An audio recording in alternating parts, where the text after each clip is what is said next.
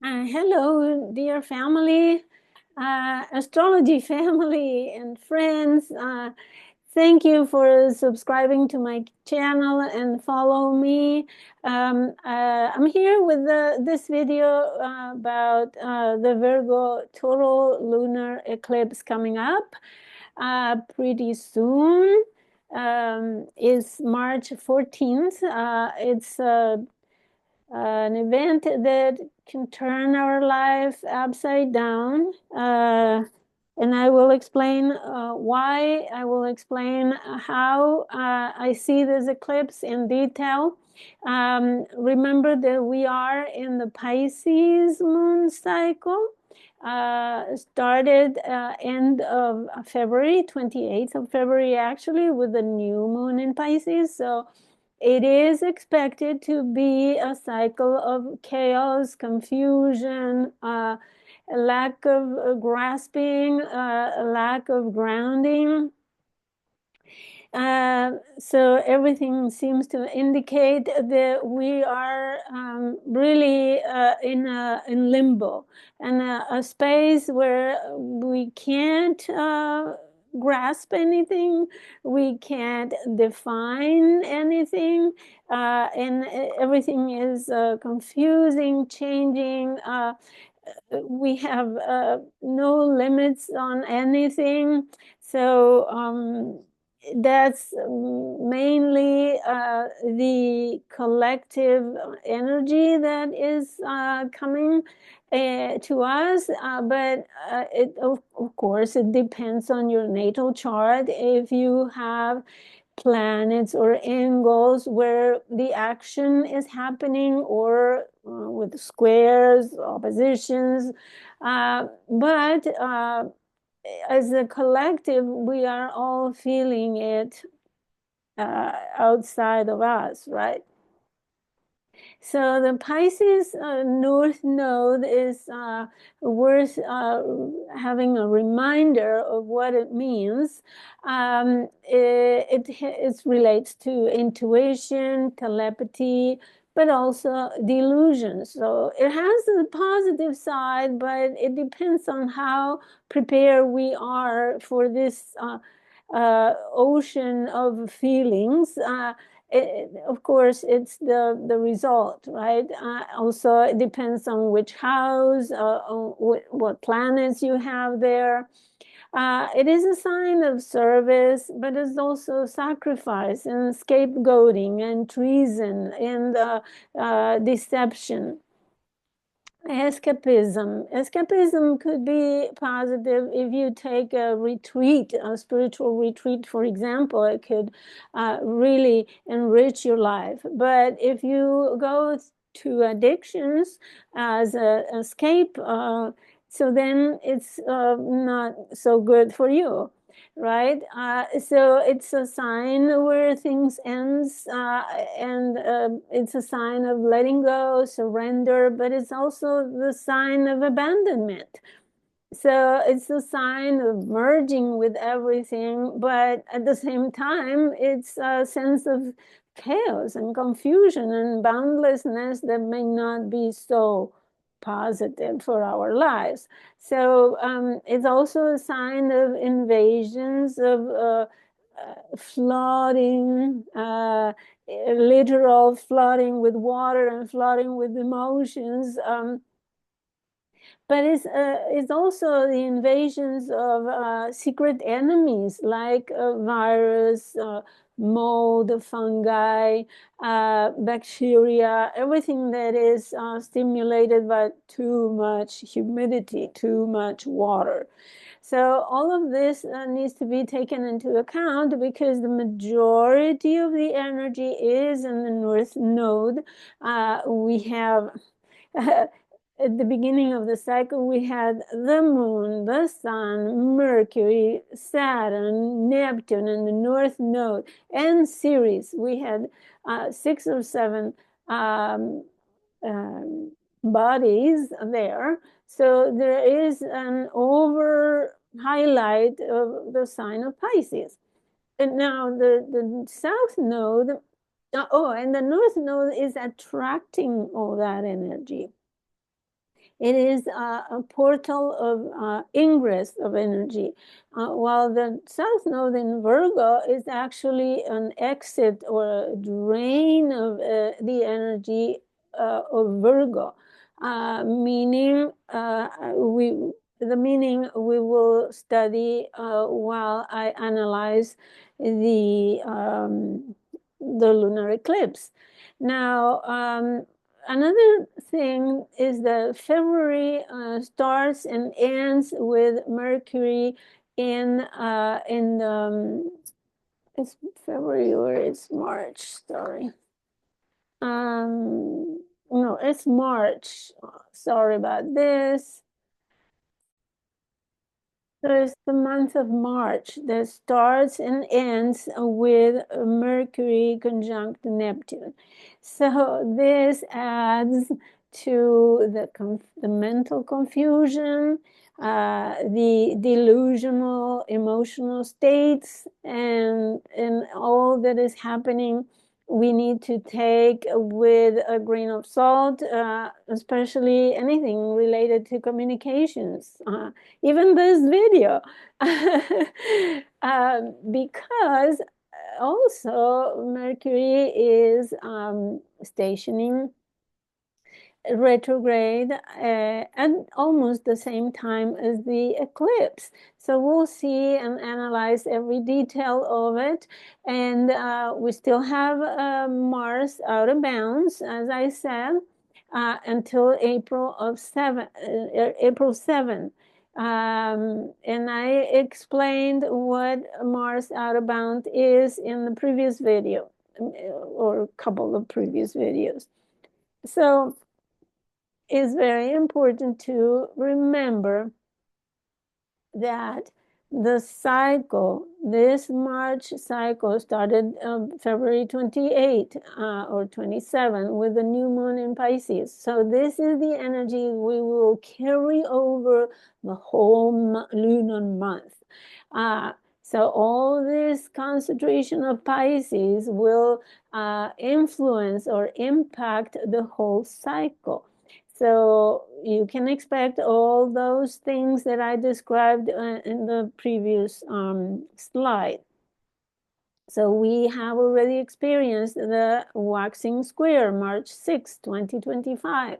And you probably have recorded what information, what communication you have received, or what you have communicated, what plans you have started with this.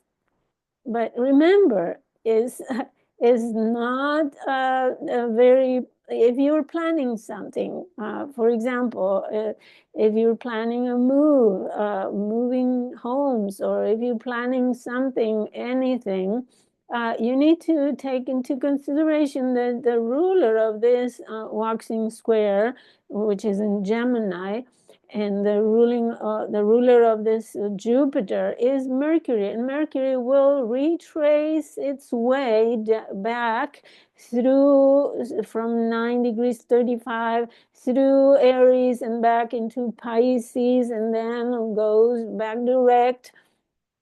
So nothing is concrete yet. So today we will analyze the chart for the Virgo lunar eclipse on March 14th. Before we start that, I invite you to participate in my social media. But remember, I am almost out of Facebook. I don't publish there anymore.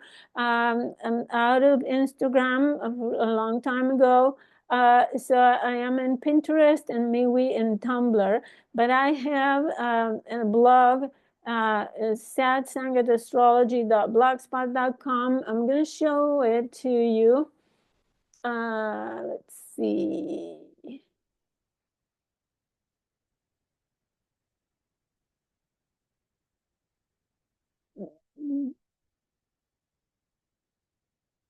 I'm going to show you the blog.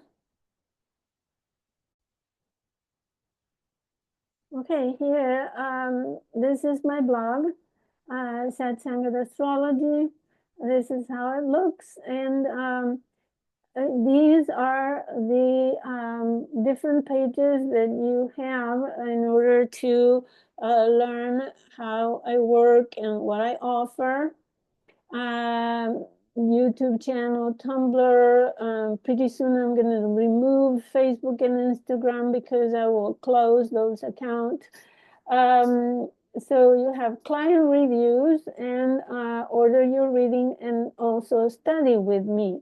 But before I show you those, here's my latest post. You will see an anachronic post because this video, this YouTube video is from October 14, 2023. But why I suggest that you watch it is because here I explain what happens when a south node eclipse, like the one we're having March 14, hits each of your natal planets. So it is about the eclipse on that date, but the effects will be the same for any eclipse that hits the south node or in your natal planets, like the moon, the sun, Mercury, Venus, all of the planets I analyze in this video. And here you have at 9:55 minutes, you will start about the general considerations of any eclipse, what is a south node eclipse, and then if it is on your sun, moon, etc., you have the minutes, you have the time stamps. I invite you to follow me, hitting the follow button here. You need to be with a Google account in order to do so. And here is the page, how I work and what I offer, where I describe what is an astrology reading and the different kinds, the way I work, how I do it, interpersonal, interactive, virtual encounter. And here are the prices for every one of the reports that I can do for you. And here are the terms of service and agreements. That's the information you find there. And you can also study with me because I have an introductory course of 12 classes. And here is the cost, and here is the syllabus, where you learn everything that is included in the course. Okay, so other than that, you can read my client reviews, and let me tell you, they come back. All my clients come back. They have, here you read their feedback, and you can also comment here. At the bottom, you can put your comments and read the comments of my clients. Okay, so that's it about my blog because I will not be in Facebook anymore. So now we're back to the chart of the Virgo total lunar eclipse of March 14th. So I will start with the axis, describing the axis of Pisces and Virgo. Since I have already talked about the North Node in Pisces, you already have the Pisces information. Just suffice to say that the North Node is attracting, is letting in all that Pisces energy, more so due to the fact that is conjunct the Neptune, North Node conjunct Neptune. But I need to point out as well that it is in the decan of Scorpio here. From the degree of 20 to the end of Pisces is the degree, the decan of Scorpio, ruled by Pluto, the modern ruler here. and as well as Mars, which is in Cancer. So this, you remember, they are still building up to another opposition pretty soon. So is a deacon of violence, emotional violence, I would say. Pisces is the highest emotional sign of the zodiac. First will be Cancer, second Scorpio, and then Pisces. Pisces is traditionally ruled by Jupiter, which expands the emotions, expands the charity, the compassion, the compassionate feelings, etc. But it also it expands the waters, the ocean. So we have seen since Neptune transiting the last decan, Scorpio decan of Pisces, we have seen the most violent water storms that we remember, right? Floodings, incredible floodings that are fatal for so many people. And bringing pollution, water pollution to the cities, to the homes. It's been since Neptune transiting this last decan has been terrible storms.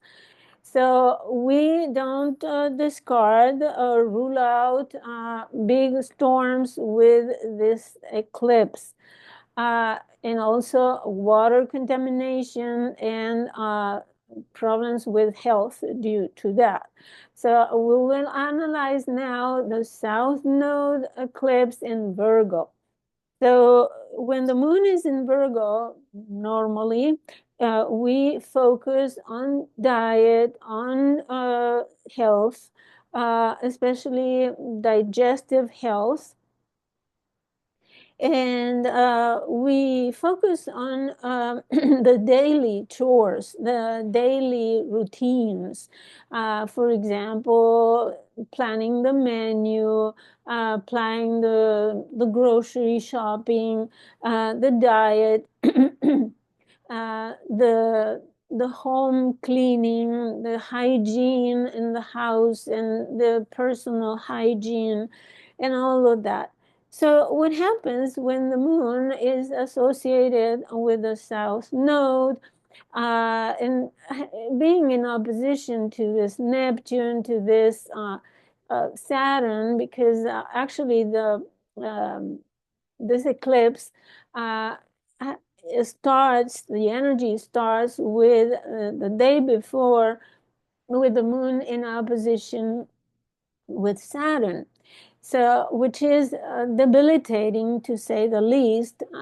Also, the day before, the sun was conjunct Saturn, another debilitating factor. The south node being a second one. So here we have an eclipse that will drain us from our energy. Many people, for example, who suffers problems with the heart may have a major heart problem. But you need to have predisposition to that. However, we will be drained, tired, willing to go to sleep all day long because of this reduction in vitality. So, for example, taking the moon in Virgo with the south node, our vitality will be much decreased. For example, Virgo rules digestion, so slow digestion, feelings of depression, hopelessness, solitude, isolation, also we can experience family relationship conflicts or separations. Um, Pains that come from subconscious memories, pain or psychological issues that come from subconscious traumas, family traumas. Remember, the nodes of the moon are family issues that come from past lives and are projected into the future through our subconscious reactions, lunar reactions, right? So there could be a lack of empathy towards family members, and also a decrease in the domestic responsibilities. In opposition to Saturn, it might be that you're called to take public responsibilities, professional responsibilities, and leave behind the personal responsibilities, personal health, even. Because you need to take care of others, an elderly person, or someone in a position of authority in your workplace, for example. And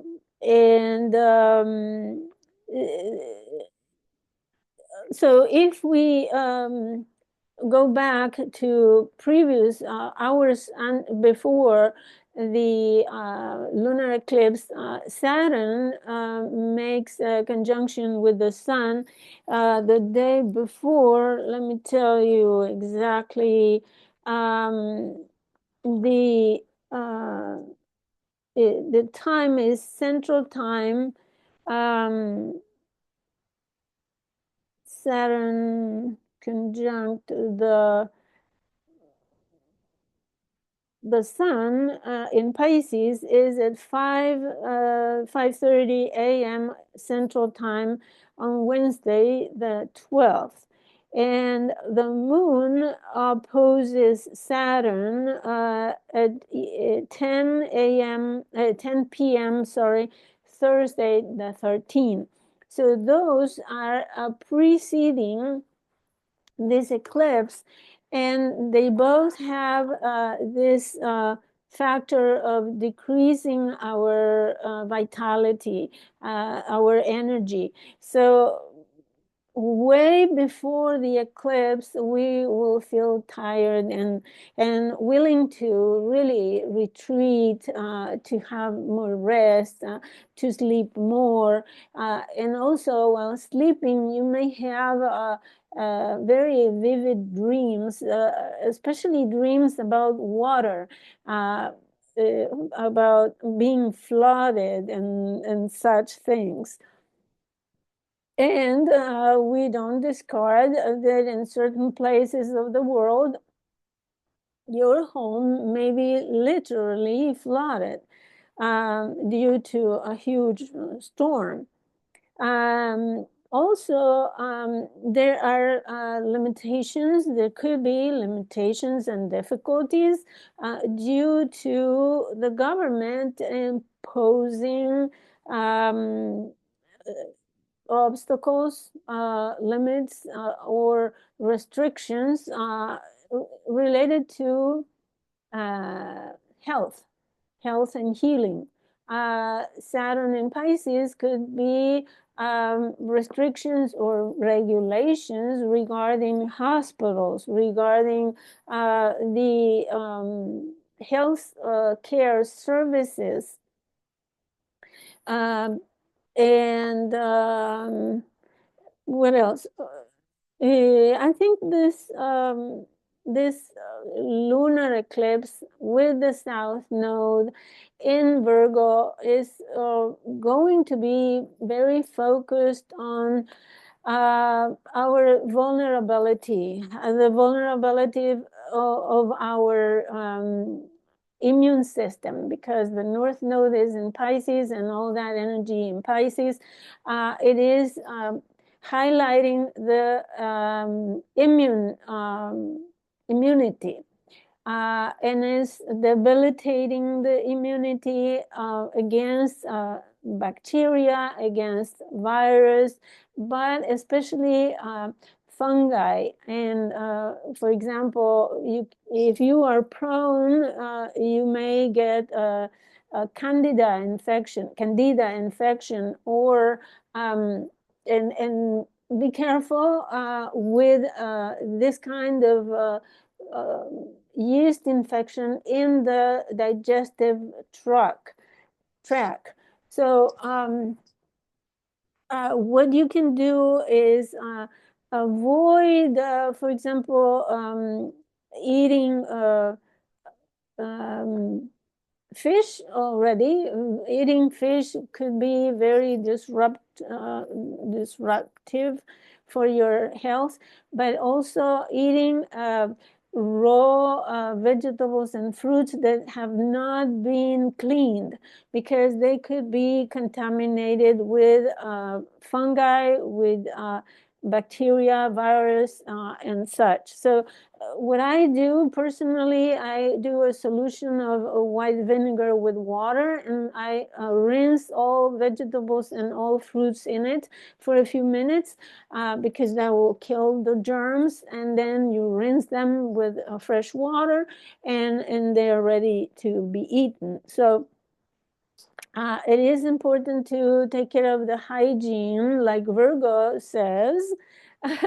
So that's on the moon opposite Saturn, right? But also before that, we have the trine, the moon trine Uranus. And that factor can give us opportunity to plan on some financial bounty that Uranus may promise, with innovation, like remember that Uranus is in the sign of Taurus and the decan of Capricorn, which are the systems, or the financial Taurus systems. And well, there are governments now promoting the electronic money and currency. They want to innovate in that way. Okay, so one of the things that is a trine, and you may feel, oh, how great this is. You can think that this new financial perspective will be good for your health, for your home, for whatever. This also, sign of Taurus talks about resources and energy resources. Also is about money, but is all the resources that are there to keep you alive, to sustain life. So in that regard, we may take those promises to the word, and but I advise you to be careful. And why I'm saying that? Because Venus, the ruler of Taurus, is retrograde. So we are in a reviewing stage, and Venus will come back to Pisces, and then it will come back direct through Pisces and through Aries to these spots. So it is not a very good time for you to implement some financial innovation, nor is it favorable for governments to adopt at this time any financial innovation. We all need to wait until Venus comes back direct, and especially clears the shadow segment where is retrograde now. So some important revelation could be achieved when Venus is conjoined the Sun We know that is a day of very high importance. It's very creative. It happens at 2 degrees of Aries. But still, I would wait until Venus ends the retrograde and comes back after the 20 something, 26th of April. And when it clears the shadow, it will be even better. Now, if we think this trine is Moon in Virgo and Uranus in Taurus. Now, the Moon in Virgo is ruled by Mercury, and Mercury is a stationary. You see it here already. Here you see the S is stationary, and it perfects the stationary point at 9:35 minutes of Aries. So what this means is that your emotional attitude will also be under review and will change. Most probably it will change. So we have these Mercury will be retrograde until April the 7th. That same day, Mars will get out of the outer bounds, meaning that Mars will come within bounds at 25 degrees 40 of Cancer. And Mercury will station retrograde at 2650 of Pisces. So Mercury will go back to Aries April 16 and will clear the shadow on April the 26th. Venus stations direct on April the 12th and will clear the shadow 16th of May. So, I mean, once Venus is direct, you will have a clearer picture of your financial reality and your desires, your values, your relationships even. But it is better to wait until both Mercury and Venus clear the shadow segment of the zodiac. So, as I said, this trine Moon Uranus could show us something wonderful financially or even in relationships in the domestic area of our life. And some people may make plans to move homes, in fact. However, as I said, we are in a period of revision. So it's better to wait to make important decisions until way end of April, beginning of May. That will be the best time to really take those ideas into action. Once we are out of the eclipse season, we call it, right? Because the next lunation is started by an eclipse as well. It's the eclipse in Aries, and in fact, this solar eclipse is happening exactly on the point where Mercury is retrograding, and where as well at the point where Mercury and Venus were conjunct, because Mercury and Venus were conjunct on Tuesday, the 11th of March, at 8 degrees 48, and the eclipse is happening at 8 degrees 59 degrees, just 10, 11 minutes shy of the solar eclipse. So when on Tuesday, March 11, Mercury and Venus conjoined, we will have a conversation, maybe at the mundane level, maybe they have a peace conversation. That will be possible, right? But it is to take with, uh, a grain of salt, because both will be retrograde afterwards and will be reviewing, reconsidering, reevaluating everything that is discussed. So this conversation, Mercury Venus, can be very inspirational. It could say, well, let's do it, right? The sign of Aries. Let's do it. We will be very good. This will be uh, something genius. It will be very good.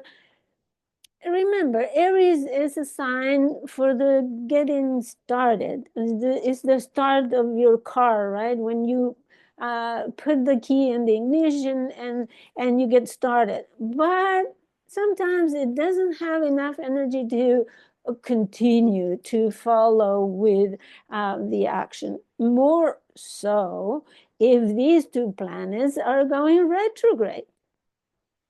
So uh, you need to take those factors into consideration if you have plans, financial plans, relationship plans, home and family plans. Take it with caution. Anyways, the other important thing is that 7 hours after the moon makes the conjunction with the south node. And what happens? We go to the past, we explore subconscious and conditionings of the past, and we are really emotionally drained.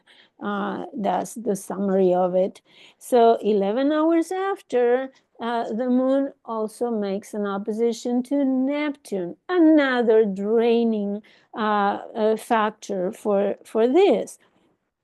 And that happens at the end of the day, while the lunar eclipse happens at 2 a.m. Central Time. At the end of the day, we will feel even more drained of energy, more confused. We are coming to the past, exploring the past. We will feel a chaotic situation. We will feel insecure, needing to surrender to the reality because it's unmanageable, instability, willing to escape and isolate because we can't take it anymore. It's too much confusion. Some people will have an eating spur, right? Or others will choose to use alcohol, drugs to escape. And others will have an unrealistic attitude, like dreaming, having projects that are extremely beautiful and the spiritual, have projects that are the dream projects, but they are not possible. They are not realistic. So people may fall into utopies, like religious beliefs that are utopic, or cultural dreams, right? Also, and also based on conditionings of the past. So there is a tendency also to waste money, to waste resources, and danger of deception, and as I said, contamination, pollution, especially indigestion and digestive problems in general. So you may get diarrhea for something that you ate. Please avoid fish. That's for one day at least. But other things, other factors that may bring pollution is flooding, right? If your house is flooded, well, there is a tendency to have mold, fungi, virus, bacteria, who knows? And at the end of the day, you may also feel really tired, intense fatigue, and emotions out of control as well. Uh, so let's review. Um, for the be careful with trying to Uranus, and it's sextiling the sun as well. It's also sextiling Saturn. And this is a closing of the cycle, right? Saturn is closing the cycle with Uranus that they started in 1988. I think it was December, at the end of Sagittarius. And that was associated with the expansion of the globalization.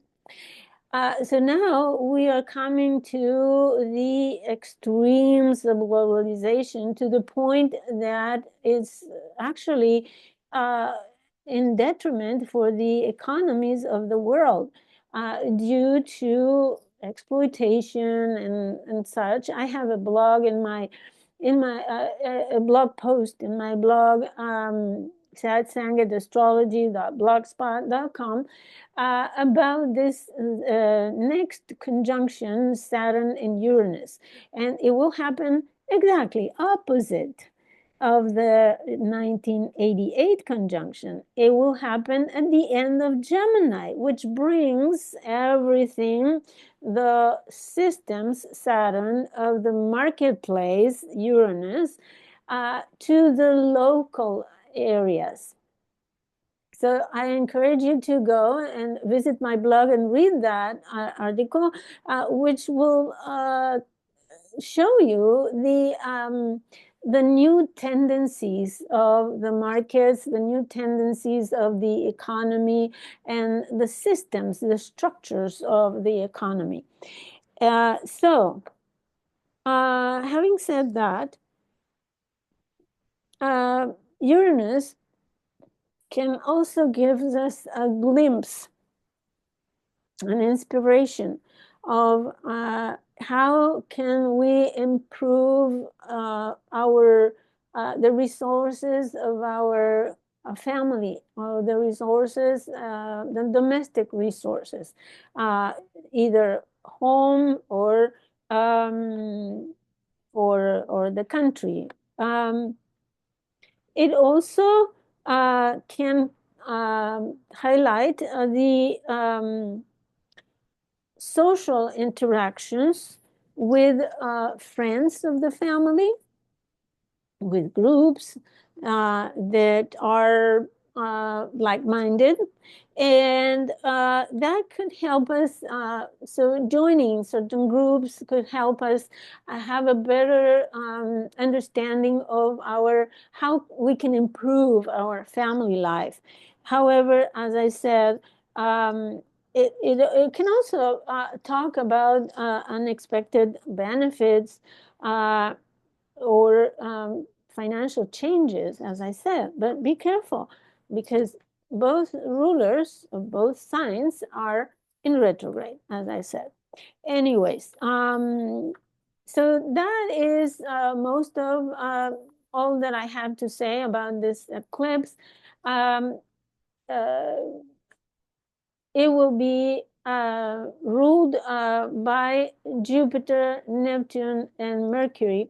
And also the modern ruler of Virgo is Chiron. So if we see Chiron is, so Mars is building to square to Chiron.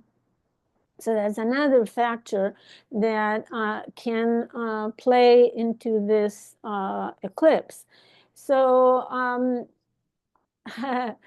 being informed is forewarned, right? I hope this video helps you to place this energy on your chart. And if you are too confused, so don't hesitate to consult your favorite astrologer. And as I said, I am open to have an interactive report with you. So don't hesitate to contact me um, as soon as possible, because this is happening this week. And you have probably already felt the effects, because eclipses start working since a month before. So maybe all of this has already happened for you, as it happened for me. So I have pretty exact aspects to this eclipse, and the effects I have already seen. So I again invite you to contact me as soon as possible, and thank you for subscribing and liking and supporting my work. So I'll see you next time.